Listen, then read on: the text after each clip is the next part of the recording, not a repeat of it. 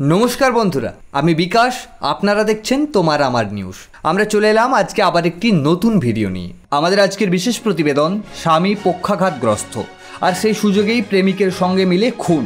মহারাষ্ট্রের নাগপুরে ঘটেছে এক নারকীয় ঘটনা, যেখানে স্বামীকে বালিশ চাপা দিয়ে হত্যা করল স্ত্রী নিজের হাতে। ঘটনাটি ঘটেছে মহারাষ্ট্রের নাগপুরে।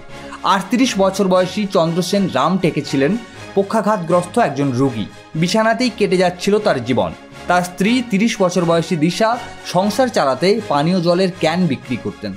2 কন্যা ও এক 6 বছরের ছেলের মা তিনি। কিন্তু এই সংসারের আড়ালেই দিশার জীবনে প্রবেশ করে এক নতুন পুরুষ, আসিফ ইসলাম আনসারি ওরফে রাজু বাবু। 2 মাসের মধ্যেই প্রেম জমে ওঠে।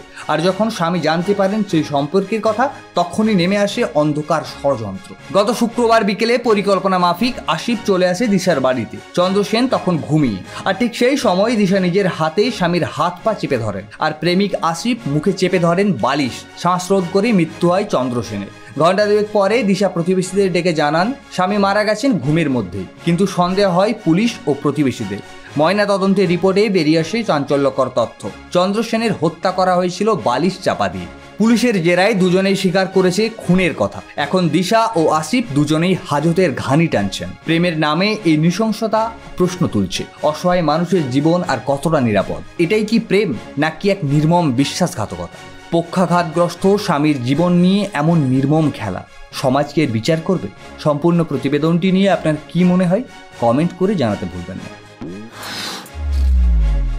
আমাদের আজকে দ্বিতীয় বিশেষ প্রতিবেদন, দক্ষিণ 24 পরগনার কুলপিতে রাজনৈতিক পালাবদলের বড় ইঙ্গিত।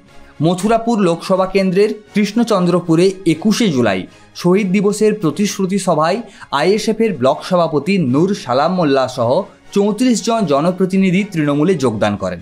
নূর সালাম মোল্লার কথায়, তৃণমূল কংগ্রেসের উন্নয়নের ধারা ও মমতা অভিষেকের নেতৃত্বেই আমরা অনুপ্রাণিত। এই সভার আয়োজন করেছিলেন সুন্দরবন যুব তৃণমূল কংগ্রেসের সভাপতি বাপি হালদার। উপস্থিত ছিলেন একাধিক বিধায়ক ও মন্ত্রী। দল বদলের এই প্রবাহকে উন্নয়নের জন্য মানুষের রায় বলেই আখ্যা দিয়েছেন ঘাসফুল শিবির। কিন্তু আপনারও কি তাই মনে হয়? সম্পূর্ণ প্রতিবেদনটি নিয়ে আপনার কি মনে হয়, কমেন্ট করে জানাতে ভুলবেন না। আমরা আগামীকাল আসছি আবার একটি নতুন ভিডিও নিয়ে। ততক্ষণ পর্যন্ত ভালো থাকুন, সুস্থ থাকুন।